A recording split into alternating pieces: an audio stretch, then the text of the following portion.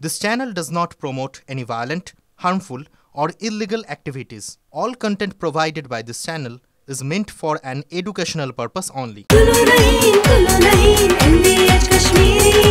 আরে কম দে কিন্তু খাঁটি দে MDH কাশ্মীরি লাল লঙ্কার গুঁড়ো। খবরে চোখ রাখবাজ বীরভূমে বোলপুরের রাস্তায় হাঁটলেন মমতা বন্দ্যোপাধ্যায়। তার আগে প্রশাসনিক বৈঠক করলেন, আর সেই বৈঠক থেকে কিন্তু রাজ্য রাজনীতির জন্য অত্যন্ত গুরুত্বপূর্ণ সংকেত উঠে এলো। বাংলায় SIR হওয়ার আগে বুথ লেভেল অফিসারদের কার্যত প্রচ্ছন্ন হুঁশিয়ারি মুখ্যমন্ত্রী। ভোটার তালিকা থেকে কারো নাম যেন বাদ না যায়। ভোটের সময় নির্বাচন কমিশনের আওতায়, কিন্তু ভোটের আগেও পরে থাকতে হবে রাজ্য সরকারের অধীনে। কেউ যেন হেনস্থার শিকার না হয়, অনুরোধের মোড়কেই হুঁশিয়ারি মুখ্যমন্ত্রী। ইলেকশন কমিশন তার নোটিফিকেশন যখন হবে ডেট অফ ইলেকশন, তখন থেকে এটা ইলেকশন কমিশনের আন্ডারে যায়। তার আগে স্টেট গভর্নমেন্ট, আবার ইলেকশনের পরেও স্টেট গভর্নমেন্ট। সুতরাং এটা মনে রাখবেন, আপনারা চাকরি করেন স্টেট গভর্নমেন্টের। বুথ লেভেল অফিসারদের কার্যত হুঁশিয়ারি মুখ্যমন্ত্রী। বিহারে ভোটার তালিকা বিশেষ নিবিড় সমীক্ষা নিয়ে বিতর্ক তুঙ্গে। বাংলাতেও আগামী মাস থেকে সেই সমীক্ষা শুরু করতে পারে নির্বাচন কমিশন। সেই সম্ভাবনা আরও জোরালো হচ্ছে, কারণ ইতিমধ্যেই বাংলা বুথ স্তরের সরকারি আধিকারিকদের প্রশিক্ষণ চালু করে দিয়েছে নির্বাচন কমিশন। তার প্রশিক্ষণ সূচিতে ছত্রে ছত্রে SIR এর উল্লেখ। এই BLOরাই ভোটার তালিকার প্রাথমিক সার্ভে করেন। মূলত শিক্ষক, পঞ্চায়েত সচিব, পোস্টম্যান, স্বাস্থ্যকর্মী BLO তালিকায় পড়েন। এবার SIR আবহে তাদের ভূমিকা অনেকটাই গুরুত্বপূর্ণ। এই পরিস্থিতিতে অনুরোধের মোড়কেই BLOদের হুঁশিয়ারি দিলেন মুখ্যমন্ত্রী। বললেন, ভোটার তালিকা থেকে কারো নাম যেন বাদ না যায়। BLOদের যে রাজ্য সরকারের অধীনেই কাজ করতে হবে, তা মনে করিয়ে দিয়েছেন মমতা বন্দ্যোপাধ্যায়। আপনারা BLO যেসব লিস্ট করেছেন, BLOদের কাছে আমার অনুরোধ থাকবে, ভোটার লিস্ট থেকে কারো নাম যেন বাদ না যায় সেটা দেখার। কোনো মানুষকে যে অযথা হ্যারাস করবেন না। একটা লোক 4 দিন গেল, তখন হয়তো সেটা কোথাও ঘুরতে গেছে, তাই বলে আপনি তার নামটা বাদ দিয়ে দেবেন? আপনাকে দেখতে হবে তার অরিজিনাল অস্তিত্ব আছে কিনা। শুধু তাই নয়, বোলপুরে প্রশাসনিক সভা থেকে জেলা শাসকদেরও ভূমিকা নিয়ে প্রশ্ন তোলেন মুখ্যমন্ত্রী। ডিএমদের একটু চোখ কান খোলা রাখতে হবে। অনেক সময় আমি দেখছি ডিএমরা দায়িত্ব দিয়ে দিচ্ছে নিচের কাউকে, তারা কিন্তু খেয়াল রাখছে না। এই যে পশ্চিমবাংলা থেকে প্রায় 1000 লোককে নিয়ে গেছে ট্রেনিং করবার জন্য দিল্লিতে, আমি জানতামই না। এটা ডিএমদের উচিত ছিল অ্যাটলিস্ট আমাদের ইনফর্ম করা, আমাকে না করুক সিএসকে ইনফর্ম করা। এই ইস্যুতে মমতা বন্দ্যোপাধ্যায়কে পাল্টা খোঁচা দিয়ে বিজেপি বলছে, ভোটে জিততে জাল ভোটারদের ওপরই ভরসা তৃণমূলের। প্রথম থেকে BLOদেরকে ধমকি দিচ্ছেন যাতে BLOরা তাদের কাজটা যেন না করতে পারে। পুরোটাই ভয় হচ্ছে যে এবারে 2026-এর নির্বাচনে এবারে বুঝতে পারছে যে এই সরকার আর জাল ভোটার দিয়ে এই বৈতরণী পার হতে পারবে না। কারণ মানুষের ওপর বিশ্বাস হারিয়ে গেছে।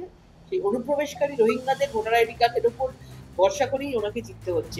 SIR এর কাজ অস্থায়ী কর্মীদের দিয়ে করানো যাবে না। BLOরা তাদের আতশ কাছে রয়েছেন বলে ইতিমধ্যে চাপ তৈরি করে রেখেছেন শুভেন্দু অধিকারী। সোমবার মুখ্যমন্ত্রীর হুঁশিয়ারির পর কার্যত সারাশি চাপে BLO ও নির্বাচনের কাজে যুক্ত সরকারি আধিকারিকরা। Bureau report, TV9 Bangla. শিলিগুড়িতে নারী পাচারের ছবি আপনাদের সামনে তুলে ধরেছিলাম, যেটা মূলত চা বলয় থেকেই চলছে। সেই নিউ জলপাইগুড়ি কাণ্ডে পর্দাফাঁসের পরও কিন্তু নারী পাচার চক্র থেমে নেই। পুলিশের নজর এড়াতে কি এখন পাচারের উপায় বরং তারা বদলে ফেলছে? শিলিগুড়িতে গতকাল রাতে বাস থেকে 34 জন তরুণীকে উদ্ধারের পরে জোরালোভাবে এই প্রশ্নগুলোই উঠছে। এই ঘটনায় 3 জনকে গ্রেপ্তার করেছে পুলিশ। কারোর কাছেই উপযুক্ত নথি মেলেনি বলে এখনো সূত্র মারফত তাই খবর পাওয়া যাচ্ছে। 20 জন মহিলা অন্য জায়গায় নিয়ে যাওয়া হচ্ছিল কাজের প্রতিশ্রুতি দিয়ে। তামিলনাড়ুতে কোনো এক জায়গায় কাজ পাইয়ে দেবে নাম করে তাদেরকে নিয়ে যায়। 7 দিনের ব্যবধান, শুধু জায়গাটাই আলাদা। 21শে জুলাই রাতে নিউ জলপাইগুড়ি স্টেশন থেকে 56 জন তরুণীকে উদ্ধার করে রেল পুলিশ। আর এবার শিলিগুড়ির প্রধাননগর থেকে বাস থেকে উদ্ধার করা হলো 34 জনকে। সবাই প্রায় উত্তরবঙ্গের চা বলয়ের বাসিন্দা। এই ঘটনার নেপথ্যেও কি নারী পাচার চক্রের হাত? সব সম্ভাবনাই খতিয়ে দেখছে পুলিশ। জিজ্ঞাসাবাদের পরে জানা যায় কিছু লোকজন তাদেরকে আউটার স্টেটে তামিলনাড়ুতে কোনো এক জায়গায় কাজ পাইয়ে দেবে নাম করে তাদেরকে নিয়ে যায়।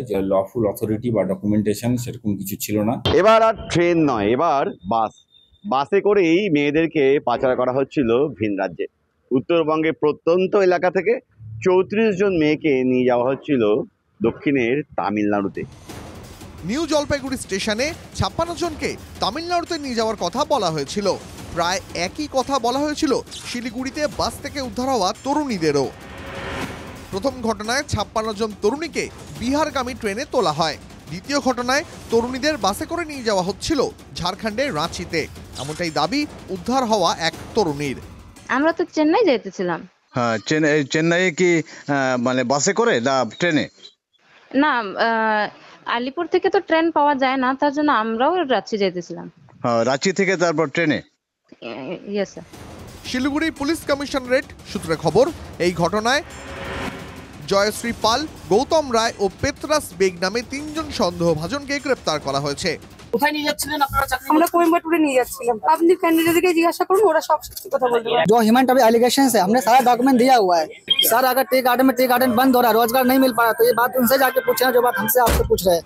অভিযুক্তরা এই দাবি করলেও তদন্তকারীদের প্রশ্ন, কাজ যদি দেওয়াই হবে তাহলে বেছে বেছে শুধু মেয়েদেরই কেন? তেমন কোনো নথিপত্র তো ছিল না। পুলিশের দাবি ওই পেট্রাস স্থানীয় এজেন্ট। এই এজেন্টদের কাজ ছিল এলাকায় যারা কাজ খুঁজছেন তেমন মেয়েদের চিহ্নিত করা এবং তাদেরকে কাজের প্রলোভন দিয়ে শিলিগুড়ির যে 2 জন রয়েছেন তাদের সঙ্গে যোগাযোগ করিয়ে দেওয়া। তারপর এই 3 জন মিলে তাদেরকে নিয়ে যাবেন তামিলনাড়ুতে।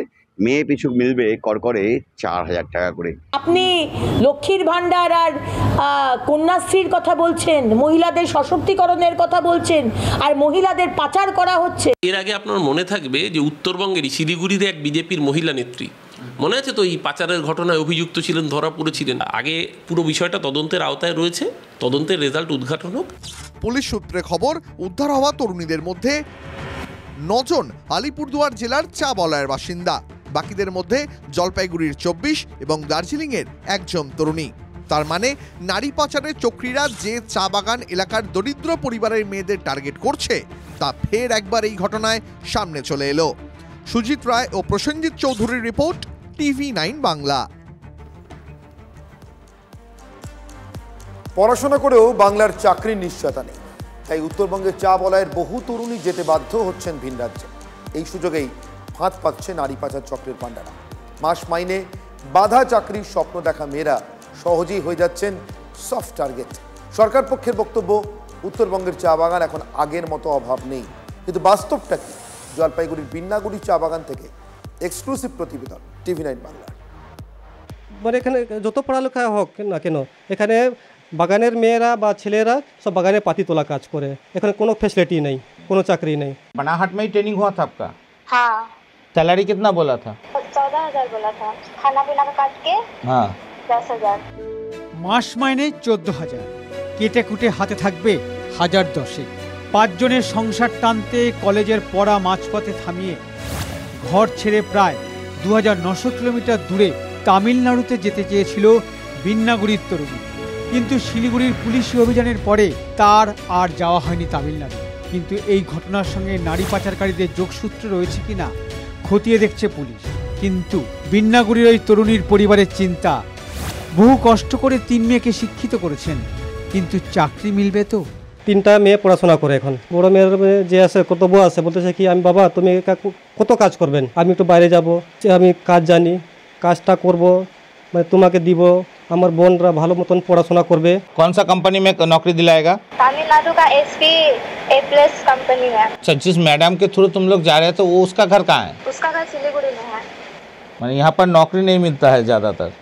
हाँ। ভিন্ন রাজ্যে যারা মেয়ে ছেলেরা যাচ্ছে কাজের খোঁজে, সেই নিজের রাজ্যে ওদের কাজের একটা কর্মজীবীর ব্যবস্থাটা করা হোক। ডুয়ার্সে কাজের অভাব রয়েছে, শিক্ষিত বেকাররা কাজ পাচ্ছে না, যেই অভিযোগ এতদিন বিরোধীরা তুলেছিলেন তা কিন্তু এই ছবি থেকে পরিষ্কার যে আদতেও তারা কিন্তু কাজ পাচ্ছে না।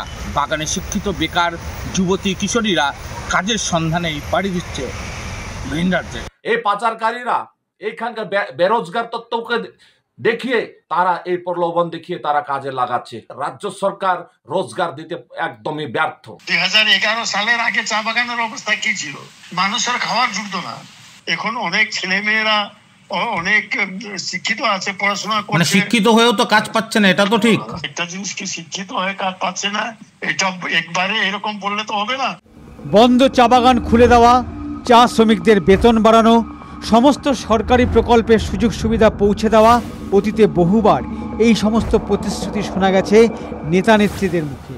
কিন্তু চা শ্রমিক মহল্লাতে ঢু মারলে ধরা পড়ে আসল ছবিটা। সীমাহীন দরিদ্র নিত্যসঙ্গী সেই যন্ত্রণার মুক্তির পথ খুঁজতেই ঘরের বাইরে যেতে চাইছেন চা বাগানের নতুন প্রজন্মের মেয়েরা। আর ভিন রাজ্যে সেই ছুট দেওয়ার সময় আগে পিছে ভাবনার সুযোগ দিচ্ছে না পেটের জ্বালা। সহজেই তারা পড়ে যাচ্ছেন নারী পাচারকারীদের জালে। ধূপগুড়ি থেকে রনি চৌধুরীর রিপোর্ট, TV9 বাংলা। এই মুহূর্তে একটা গুরুত্বপূর্ণ খবরের দিকে নজর রাখতে হবে। অনির্দিষ্টকালের জন্য বন্ধ কবি সুভাষ মেট্রো স্টেশন। অনির্দিষ্টকালের জন্য কবি সুভাষ মেট্রো স্টেশন বন্ধ রাখা হচ্ছে, কারণ কবি সুভাষ মেট্রো স্টেশনে আপলাইনের একাধিক পিলারে ফাটল রয়েছে। পিলারে ফাটল দেখা দেওয়ার কারণে এই মেট্রো পরিষেবা আপাতত বন্ধ রাখা হচ্ছে যাত্রী সুরক্ষার কারণে। সবথেকে বেশি সমস্যায় পড়বেন দক্ষিণ 24 পরগনার মানুষ, মূলত যারা দক্ষিণ 24 পরগনা থেকে কলকাতায় প্রায় প্রত্যেক দিন অফিসে বা বিভিন্ন কাজে আসেন, তাদেরকে এই সমস্যায় পড়তে হবে। আমার সঙ্গে রয়েছেন সহকর্মী সায়ন্ত। সায়ন্ত, একটা বিষয় পরিষ্কার হওয়ার চেষ্টা করব যে অনির্দিষ্টকাল বলা হচ্ছে, কিন্তু তাও কতদিন সময় লাগতে পারে? কারণ এটা তো একটা বিশাল বড় রুট, গুরুত্বপূর্ণ রুট মেট্রো। একদমই, দেখো এটা দক্ষিণের দিকে তো অত্যন্ত গুরুত্বপূর্ণ রুটই, কারণ এটা অন্তিম স্টেশন ছিল দক্ষিণের দিকের, এবং সেখানে 4টি পিলার অতিরিক্ত বৃষ্টির কারণে সেখানে ফাটল দেখা দিয়েছে, এবং ফাটলটা যথেষ্ট দীর্ঘ বলেই মেট্রোর তরফে জানানো হয়েছে।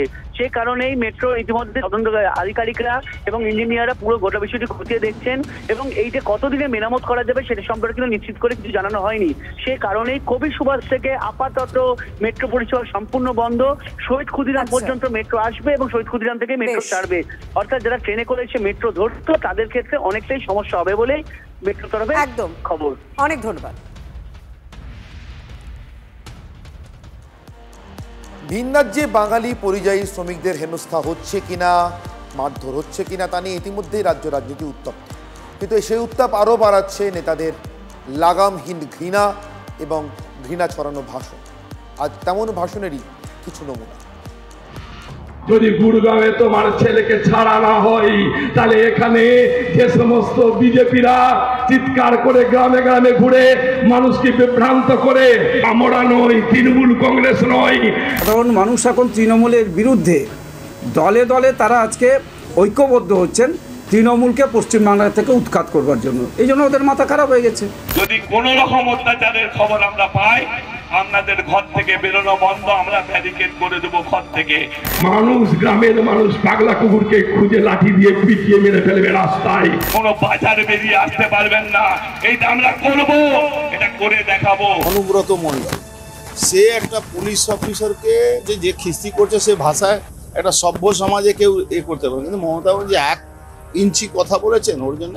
স্থানীয় স্তরে এই ঘটনা যখন ঘটছে তার কার্যকারণটা আপনাকে দেখতে হবে। হরিয়ানা, মহারাষ্ট্র যদি এই রকমের অসভ্যতাম চলে তাহলে মানুষ ক্ষুব্ধ হবে, সেটাও স্বাভাবিক, কিন্তু দল কখনো এই ধরনের ঘটনাকে এন্ডোর্স করবে না। MDH চানা মশলা, এখন ছোলা হোক বা বরবটি দানা, সাদা চানা হোক বা কালো, সব রান্নাই হবে অসাধারণ।